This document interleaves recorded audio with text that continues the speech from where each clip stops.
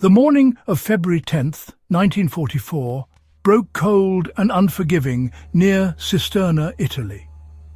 For the men of the 3rd Infantry Division, the day promised nothing but danger. Among them was Private Alton Warren Nappenburgger, a 20-year-old soldier far from his home. His platoon had been ordered forward, but their advance came to a sudden, violent halt. The sharp, tearing sound of German MG-42 machine guns ripped through the air, their fire so intense it seemed to chew up the very ground. 3 enemy nests had them perfectly pinned. To move was to die. Every rustle in the grass, every attempt to shift position was met with a fresh burst of deadly, accurate fire. The air was thick with the scent of cordite and the metallic taste of fear. The soldiers were trapped in a truly awful position. The landscape offered no real sanctuary. It was a vast open plain, deceptively flat but creased with shallow folds in the earth. These dips were just deep enough to offer the illusion of cover, but they were death traps. The German gunners had a clear line of sight across the entire field. Huddling in the shallow depressions only made the Americans static targets. There was no way to advance, and retreating across the open ground was just as suicidal. The platoon was caught, unable to fight back effectively and unable to escape. Their options had dwindled to 0. The minutes stretched into an eternity, each one measured by the terrifying rhythm of the enemy machine guns. The chilling reality of their situation began to sink in. The German positions were well fortified and held the tactical advantage. From their elevated nests, the gunners could rain down fire with impunity, suppressing any attempt at a counterattack. The American soldiers could only press themselves into the cold, damp earth, praying the bullets would fly high. Communication was nearly impossible over the din of battle. The platoon leader couldn't coordinate a response, and the men were isolated by the sheer volume of enemy fire. Morale was plummeting. They were sitting ducks, waiting for the inevitable as the enemy gunners systematically worked to pick them off one by one. The battle had become a grim test of endurance. For Private Nappenburgger and his comrades, the world had shrunk to this single, terrifying patch of Italian soil. The strategic objectives of the wider Anzio campaign felt distant and abstract. All that really mattered was surviving the next few seconds. The constant threat of death frayed the nerves, making rational thought a struggle. The platoon was hemorrhaging strength, with casualties mounting and no way to help the wounded. They were completely suppressed, a textbook example of how superior positioning and firepower can neutralize a larger force. The brutal calculus of warfare was on full display. The side with the high ground held all the cards, and right now, that just wasn't them. Trapped and facing annihilation, Alton Nappenburger's mind began to work differently from the others. While his fellow soldiers saw only a flat, featureless plain of death, he saw something else. His eyes, trained from years of hunting in the woods back home, scanned the terrain not just for cover, but for opportunity. He spotted it, a slight, almost insignificant rise in the ground. To most, it looked like just another part of the deadly field. But to a hunter, any elevation, no matter how small, offers a crucial advantage. It provides a better vantage point, a clearer field of fire, and a way to break the stalemate. This small mound of earth was the only feature that broke the flat monotony of the battlefield. This wasn't a reckless impulse, born of desperation. It was a calculated decision, informed by a lifetime of experience. A hunter knows that to successfully track prey, you must understand the landscape. You use ridges to see into valleys, and you use high ground to anticipate movement. Nappenburgger saw the German machine gun nests as the ultimate predators, and his platoon as the cornered game. The only way to turn the tables was to change the dynamic. By climbing that rise, he knew he would make himself the most visible target on the field. But he also knew this would draw the enemy's attention, giving his platoon the precious seconds they needed to reposition and fight back. It was a classic hunter's trick: create a distraction to reset the engagement. His decision went against every instinct for self-preservation. The logical thing to do when under fire is to get as low as possible, to make yourself small and invisible. Nappenburgger chose to do the exact opposite. He decided to stand up, to move toward the danger, and to make himself the focus of the enemy's rage. This is where instinct, honed by practical experience, can sometimes override standard military doctrine. The rulebook says to seek cover and await orders. But when orders can't be given and cover doesn't exist, a soldier must rely on his own wits. He understood that the platoon's collective survival depended on one person taking an extraordinary risk. With his mind made up, the young private began his move. It was a slow, deliberate crawl, not a panicked dash. He was conserving energy, keeping his profile low for as long as possible before the final exposed climb. He was betting everything on his ability to read the terrain better than the enemy. He gambled that the German gunners, focused on the larger group of soldiers below, would be momentarily surprised by a single target appearing from an unexpected direction. This small window of confusion would be his only chance. In that moment, he wasn't just a soldier. He was a hunter again, using the ancient knowledge of the land to outsmart a deadly adversary.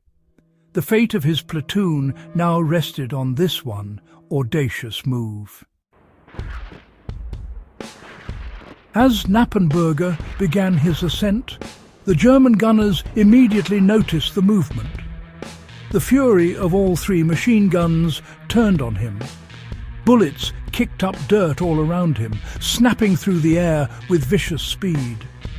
He was now the human bait in his own dangerous plan. But instead of panicking, he remained focused. He reached the body of a fallen comrade and, under the hailstorm of fire, calmly gathered extra ammunition and grenades. This act alone was one of incredible courage. He knew he would need more than just his own rifle's worth of bullets to make a difference. Every movement was precise and purposeful. He was not just a target, he was becoming a one-man fire base. Reaching the crest of the small rise, he set up his position. He was completely exposed, but he now had a clear view of the enemy nests. He began to return fire with his M1 rifle, a single, steady rifle against three powerful machine guns. His shots were not random sprays of panic. They were aimed, deliberate, and effective. He forced the German gunners to keep their heads down, to divide their attention between him and the platoon below. His actions created the distraction he had hoped for. The machine gunners, now facing a direct and credible threat from their flank, could no longer concentrate their fire solely on the pinned-down soldiers. Nappenburgger was single-handedly suppressing the suppressors. His calmness under such immense pressure was extraordinary. Training plays a part, but there was something more at work. He operated with a cool detachment, focusing only on the task at hand. Keep firing, keep the enemy busy, keep his platoon alive. He reloaded his rifle with practiced efficiency, never wasting a motion. The world narrowed to his rifle sights, the enemy positions, and the rhythm of his own breathing. This mental fortitude, the ability to control fear and function in the heart of chaos, is what separates survivors from casualties. He was not just drawing fire, he was controlling the tempo of the engagement, forcing the enemy to react to him. For what felt like an eternity, Nappenburgger held his lonely position, trading fire with the German machine guns. His bold action had bought the most valuable commodity on any battlefield time. With the enemy's attention fixed on him, the rest of his platoon was able to maneuver. They could finally move from their shallow graves, lay down their own base of fire, and begin to flank the enemy positions.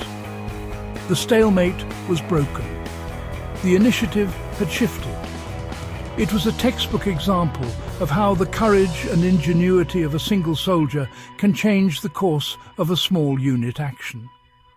Nappenburger's gamble had paid off, transforming a hopeless situation into a winnable fight. Alton Nappenburger's incredible bravery offers us powerful practical lessons that extend far beyond that Italian field.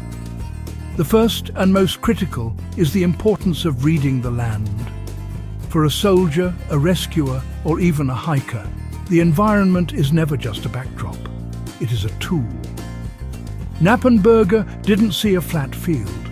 He saw subtle contours, potential advantages, and lines of sight. He used the terrain to his advantage when it seemed to offer none.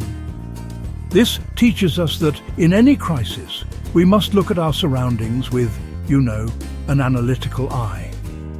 Where is the high ground? Where is the cover? What features can be used to change the situation? Understanding your environment is the first step to controlling it. The second lesson is the absolute necessity of controlling your nerves. Under a deluge of machine gun fire, Nappenburgger remained steady. He didn't let fear dictate his actions. Instead, he controlled his breathing, focused on his task, and executed his plan with precision. This mental discipline is crucial for anyone in a high-stakes profession, from surgeons to firefighters. Panic is the enemy of clear thought. The ability to remain calm allows you to observe, to think, and to act effectively when others are frozen by fear.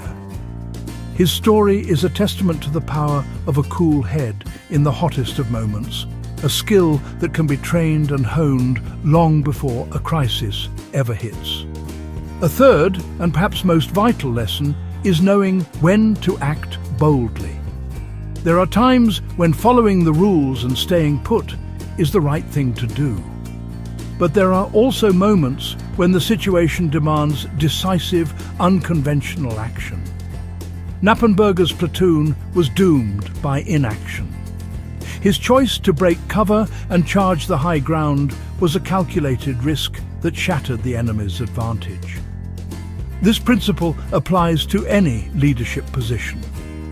A leader must know when to stick to the plan and when to throw the plan away and seize an opportunity.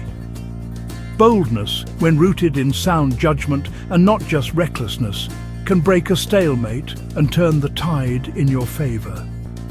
These three lessons, read the land, control your nerves, and act with calculated boldness, form a powerful framework for decision-making under pressure. They demonstrate that success in a crisis is not about luck. It is about preparation, perception, and courage. Nappenburger's actions were the result of a hunter's instincts combined with a soldier's training. He saw the problem, devised a solution based on his unique skills, and had the bravery to execute it.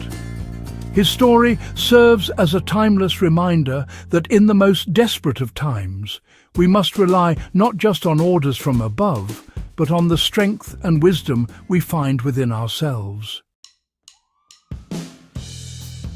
When the smoke cleared and the battle for Cisterna was over, Alton Nappenburgger did not seek accolades or fame. He was not a man driven by a desire for glory. He was, by all accounts, a quiet and modest individual who had simply done what he felt was necessary to save his friends. For his extraordinary actions that day, he was awarded the Distinguished Service Cross, the nation's second highest award for valor. Yet he remained the same humble person he had always been. His story is not one of a born warrior, but of an ordinary young man who, when faced with an extraordinary challenge, found a reserve of courage and ingenuity deep within himself. His heroism reminds us that battlefield effectiveness is not always about following a manual to the letter. It is often about the fusion of training and personal experience.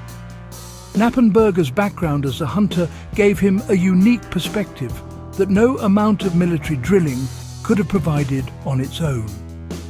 He trusted his instincts, the instincts of a man who understood topography, vantage points, and the behavior of a predator. This synergy between formal training and lived experience is what creates truly adaptable and effective soldiers. It teaches us that individual skills and backgrounds are not just trivia. They are resources that can become vital assets in a crisis. Nappenburger's legacy is a powerful lesson in trusting your gut when everything is on the line. In a world that is often chaotic and unpredictable, rules and procedures can only take you so far. There will always be moments when you have to rely on your own judgment, your own instincts and your own courage to find a way forward. His actions on that cold day in Italy underscore a timeless truth. Sometimes the most intelligent move is the one that looks the most dangerous. It is the move that breaks the pattern, surprises the enemy, and creates an opportunity where none existed before. Ultimately, the story of Private Alton Nappenburgger is a profound tribute to the human spirit. It shows that in the face of overwhelming odds, one person's clear-headed bravery can make all the difference. He wasn't looking to be a hero, he was just trying to protect his platoon. In doing so, he became one. His quiet courage saved dozens of lives and left us with an enduring example of how to behave when the world is at its most dangerous. Trust your training, trust your instincts, and, when the moment comes, act without hesitation. It is a lesson that will remain relevant as long as there are good people facing difficult choices.